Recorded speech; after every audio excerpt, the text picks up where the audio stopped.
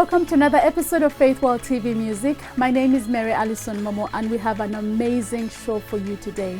Our guest on today's show is a prolific praise and worship leader with a passion to use music to transform lives. This Nigerian-British singer-songwriter has been ministering to hearts and lives for the last 18 years. He fuses urban sounds with rich harmonies, soulful arrangements and contagious melodies. His songs are influenced by his life experience and his daily conversations with God. Converting from Islam, being homeless and running into trouble with the law are all part of his journey to becoming the man that he is.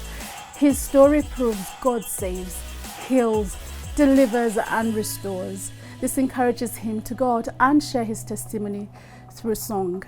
Through his notable time as minister, he has gathered multiple acclaim. He has also released 4 power-packed albums. Please help me welcome the amazing Sam Adebanjo.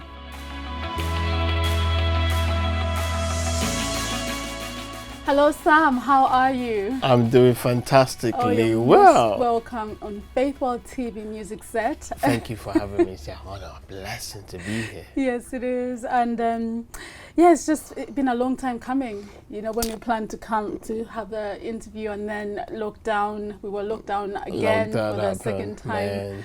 How did you cope in lockdown? It's been very interesting. Yeah. It's been very interesting actually. Just never imagined we'll ever have anything like that. We'll ever imagine. Yeah. You know, and but it's giving us better time to spend time with the one people that really matters. Yes, our families. Our families, our children, our spouses. Yes. You know, I know some people have had a lot of issues and domestics as well. But you know, what doesn't kill you make you stronger, right? Oh, I like that. Right? I like that. Yeah. You know, we're all still standing. So, Amen. and I believe more people are better off than they used to be, even though they can't see that yet. Yes. But some will be better off later on. I think the rest was needed. The rest, the stopping and reflecting was needed. And I know something great is going to come out. Most actually, I'm usually back to back on the road, literally. So this is the first time where I've been able to just stay put, nothing, just at home all the time. Yeah, I know that, and created better bond with my children, and that's my amazing. wife was able to do more work as well, because you know, and usually she had to make all the sacrifice and all that. So yeah, and I saw a lot of men actually dropping their kids to school, and before it was like, where are the women? Where are the men? Yeah. Now it's like, where are the women? You know, all the men picking up their kids, dropping the kids back at school. That's amazing. So it's been good for the women. I think it's given them their mental health back. I mean, much very needed. That's right. That's a topic for another day. Yeah. However, you know. Yeah, so you're a singer, a worship leader, a recording artist, you're also a visionary and proprietor, which we're going to discuss later on in the show. But let's just start from the very beginning. How did you get into music and leading worship? Well, I'm not a typical worship leader because I don't lead worship at my church, but I believe that as a gospel artist, I am a worshiper. And I have a relationship with God, and whenever I present Christ, I present it through the way I know, and that's through Afrobeat praise and worship, or either praise and worship song, or most of the time my song. So I mean, I just want to make that clear. When you say worship leader, some people think you are a leader in a church, leading worship every Sunday. No. So I'm not. I'm an artist, but I'm a praise and worship leader as an artist. Yeah. Ministering to the hearts of people through music, through my albums, performance at churches, ministration at churches, and everywhere, not just church, anywhere. Yeah, anywhere. You know, my last performance we did was at Jersey, was actually in a restaurant. And I had a little clip of that, all white people clapping and, you know, basically doing all this dancing to a song that I wrote with a lady called Lauren Cato. I Will Rejoice. I Will Rejoice. Yeah. We were singing at the club, and these are not Christians. Yeah. You know, at bar restaurant. But that's where we're called to go. We're not just supposed to remain in the four corners of the church. We're called to go into the world. Definitely. And that's my vision. That's my vision. My vision is I want people that are seeking to find alternative music to be able to find it through somebody like me, when they hear that, wow, that's gospel music. Oh wow, that sounds quality. That's good. Yes. Because in the past, even now, there's some people, gospel artists, that feels like they've got a gift and they can use it, but they get into the studio, record whatever, no guide, and they just feel like they want God to use them. Unfortunately, that's good for them, and that's good for some other people. But when people are looking outside and comparing that to the standard of the secular music, or somebody's looking for alternative and they hear that, they're like, do you know what I mean? It doesn't quite speak to those. So my audience are people that are looking for good quality music, and they're listening to secular music at the moment, but they don't know Christ, or they just listen to secular music and they need some sort of good quality music, because some people cannot sit down and listen to music that are not great quality. Of course, even in the US, there's a lot of good ones as well, but people still find themselves that maybe they're listening to the whole American clappy, or the whole, they might not feel those sounds. So I'm like urban gospel artists, Afrobeat, urban. I just believe in quality, and that's what I want to do through music. Awesome. So can you tell us about Desire to Worship God? That's absolutely a whole platform in That's itself. me. Yeah, Desire to Worship God, and that represent me. Because I wasn't always a Christian, and when I was in Manchester, I went to university in Manchester, and 2003. Before then, I was going through some challenges, and I rededicated my life to God, and I got on my knees since 2002, around August, and I said, Lord, you know what? Help me. If you help me to go through this, if I escape this, if I promise, Lord, this is it. And just help me, Lord.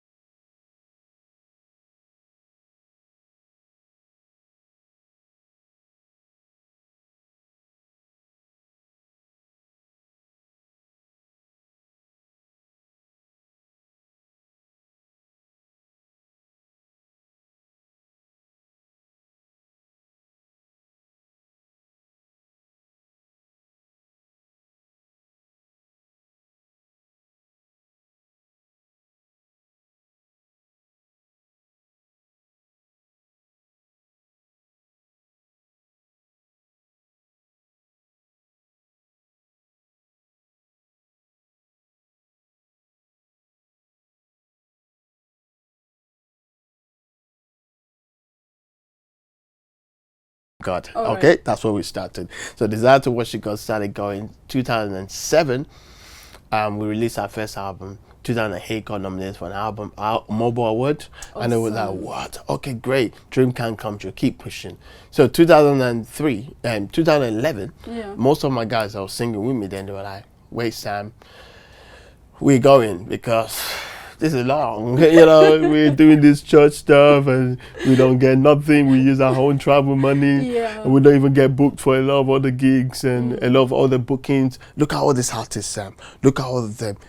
How come DTWG is not being Desire to Worship God? DTWG is not being invited to this, because we're more like a group. And then from there, it was a tough time for me, because I was like, felt undervalued, felt not good enough, felt like the old team that make up Desire to Worship God, DTWG, was really group of talented people were all leaving. So I said, you know what? Okay, let me set something up where they can get something back. And I had to go back to look at my vision. Yeah. And my vision was to promote gospel music in the mainstream communities. Awesome. That was written down in 2003. So I'm like, if my vision is that, so maybe the church is not our audience. Yeah. Yeah. So I decided to start Gospel Touch. Now taking gospel music out now into corporate world. So now we get paid to sing. That's I do awesome. music full time. Yeah. You know what I mean? And to be honest, mind blowing. Mind blowing. Yeah. So that's where Gospel Touch started to take it to different audience. Into the corporate and into, you know, you do weddings, parties. 100%. Awesome. 100%. Everywhere, Awesome. everywhere. And we sing inspirational music. We sing love songs. You know, we sing, if people are getting married, we sing their love song. We don't dance, you know what I mean? You don't check out Gospel Touch, and, you know, and their songs are amazing. So you are a songwriter, recording artist, and you have written so many songs, and you have 4 power-packed albums. Yes, 4 albums. And just, my God, you're such a prolific, you know, songwriter. So what inspires your songwriting? Experiences. Yeah. Experiences are everything. Like, you know, my songs can be a lot of the songs. I bet sometimes I'm like, man, life is a challenge sometimes. A lot of them are birthed out of pain. And some just. And I think those are the songs that really hit far, because when we're in pain, we are more open actually to express ourselves and to also receive. Definitely, I would draw closer to God. Yeah. And you know, so some of the songs would just be just worshiping, and sometimes I'll sleep in the middle. Like I remember there's a song called Power that we've got, and literally that song, the melody came to me. I woke up one morning and that song was just in my head. I was like, what a beautiful melody. I quickly took my pen and wrote it down. And then when I went to the studio, I recorded the song. So sometimes song comes like that through, you know, dreams, just writing, or maybe I've listened to another song and this inspired another song. So that's usually how most of my songs are written. So tell us about some of those songs that have been, like, you know, well received, you know, by your followers. Tell us some of the songs, like I'm Available. I'm available. I was going to say that. Everywhere. I'm available. I was going to say that. I've actually performed that song more than I've ever sang any of my songs. Yes. The thing is, before I used to be the man behind the singers, the good singers. Yeah. And you know, since when I released the album Genesis 2016, I became the front man. Actually, not just talking now. Before I used to do the old Crap Franklin stuff. Come on, everybody, come on, clap it in, come on, you know. And sometimes, you know, I got tired of that, to be honest. So I believe that from 2016, I started singing more proper singing. So I'm available with one of those ones, like just naturally, like anywhere you lead, I go follow. Anywhere you want to. I just find it's very it was just. I'm available. I've sang that probably in front of maybe even 10,000 people. You know, just constantly, like that song has been performed. And you've actually sang it in different, you know, versions, different genres, and different. And every time, I guess it's you know, reaches out to the audience that you're speaking to. Yeah. But the other thing as well, in listening to your music and your albums, that I noticed that there are many collaborations. You know, you've collaborated with, you know, with the likes of Andrew Bello, Dio Bello, Izyachi and Shabak, Sam Henshaw. So how Lauren Cato. Lauren Cato, yes, I will rejoice. Yeah. And so how important is collaborating with different artists? You know, how does it enrich your sound? It's good. It's good. You know, I've got songs called You Are, Jesus You Are as well. Me was on that. Basically, it's just nice for me. I just always find that different artists bring something different to it, and I'm one of those people. I've always loved bringing people together. Yeah, you know, and that's one of my passions. It's not just about me, and all that. So every opportunity to collaborate, to work with people that have, most of those people that I've worked with actually have a relationship with them. They're friends. They're friends of yours. So you know, so it's like, you know, come on my track, you know, or, you know. I remember when we were doing the song called Email, I just told Andrew Bello to come, and he was singing he was helping me with another song, and that song I ended up singing that song without him on it, and then another song we did together. So it's like, you know, that's how it is. Is it when you're writing these songs, you feel that probably this artist will add something amazing to the song, and then you reach out to them? Definitely, like Naso. There's a track called Naso with David Diabello on there, and you know that song I actually did Diabello part already on the song. Okay. So I did my Yoruba stuff on there, chanting. The chant, yeah. Yeah, I already did mine, and then the producer was like, I thought, I think Diabello, I've seen him do things like this is his strength. So I was like, you know, Diabello, listen to this. If you can do something like this, so, you know, and he did his own. It was amazing. So, yeah, it is amazing. Guys, if you haven't listened to Naso, go out and listen to it. Check it out. It's a nice track. Track. Tell us about your new single with the award-winning Sarah Table and the two-time Grammy nominated The Truth. Yeah, The Truth. Yeah, so it's a new song. It's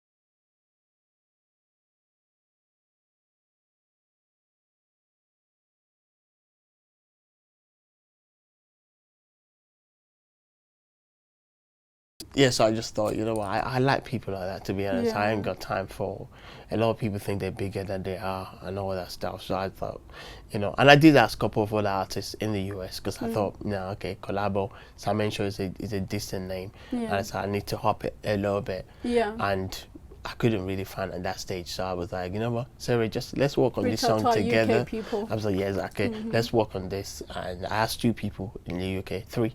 three I did. You know, one I'm still waiting for response. Another one was like, I'm quite busy at the moment, and Sarah was like, okay, when should we do a Zoom? And I didn't even think it would go anywhere, to be honest. But then I was like, I said to my children when we were playing the song, when it was at the cheesy part of just me on it, I made a joke. I said to them, this is gonna be Daddy's biggest song. And they were like, so I played it to them, and they were like, has potential. They was like, I said, what do you like about it? She said, it's okay, but it still needs work. I said, yeah, I know.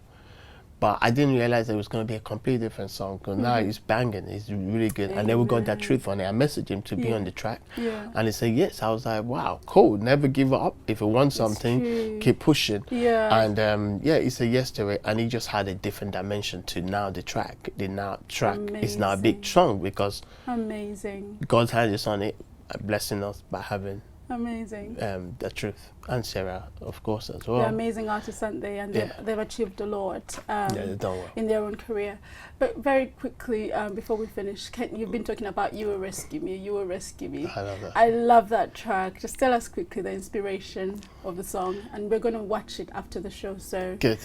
Yeah, inspiration behind the song is just in a place of where you as a Christian, you will go through tests. As a woman being, we go through tests. Yeah. And the thing, you don't know where it's gonna come. You don't Yeah. know where it's gonna come. 1 minute, everything is fantastic. Everything is going very well, and then blam, something happened, and you realize that, whoa, okay, this is, Lord, I need you here. Yeah. I need you to rescue me Yeah. here. And It's then true. you have to get out. You have to cry out. And you have to trust. And I put mine in a song. You will rescue me. The battle is not mine, but yours. You It's will true. fight for I me. love the song. The battle is not Yeah. mine, but yours. So I love the song, and I guess it's very relevant, especially in this time 100%. when people have been facing, apart from the pandemic, so many other things. In fact, I can't say apart from the pandemic, it's been the major, battle that we've been facing, I know that will be such a blessing to everyone who's going to listen to. Definitely. It's been. Yeah, the song blessed me, and yeah, I know you continue to bless people as well. And obviously, when it came out, I realized that it wasn't just for me; it was also for other people. When I hear other people, different people I've gone through different challenges in different ways. Even when you think your one is bad, even when you think, oh man, I did this. Oh man, God, thank you. You rescued me from that. But I did this. She's trying to get over that. Is that thing? Did I represent you as a Christian? Yeah. But then we have to realize that, we're constantly in a battle. It's a battle. And God is always fighting for us as long as we just put ourselves back to Him and just say, Lord, you know what? I'm yours. I'm not going anywhere. Amen. I could have been somewhere else. I could have walked away and say, I know I don't want to serve you no more. But where else can I go? Amen. Do you know what I mean? Yeah. So it's just amazing how we communicate prayer through songs and help other people as well reach out to God through our songs. Thank you so much for having been with us today. I mean, it's just gone so quick, but you can always come back. We've loved you so much. Thank you so much. To come back. Very quickly, how can people get your songs? Where are your songs? Can you tell us where they are? Yes, my name is Sam Adebanjo, and you can find my songs on Amazon, Spotify, YouTube. If you type in Sam Adebanjo, put Desire to Worship God, there's only one. DTWG. Yes, I'll put Desire to Worship God, and you'll find us on there. Also Google, just Google Desire to Worship God or Sam Adebanjo. Loads. Facebook. We have a website as well, www.samadebanjo.com or dwg.co.uk. Awesome. Yeah. Thank you so much. So guys, we're going to watch You Will Rescue Me by Sam Adebanjo. Enjoy, be blessed, and we'll see you next time. Bye-bye.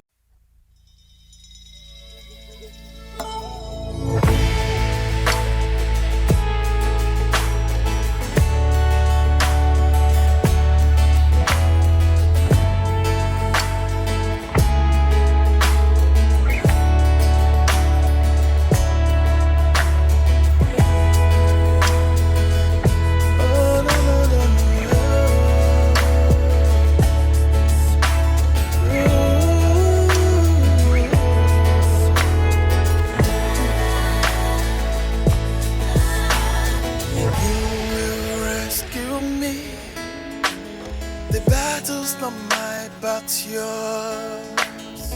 You will fight for me. The battle's not mine, but yours. Not mine.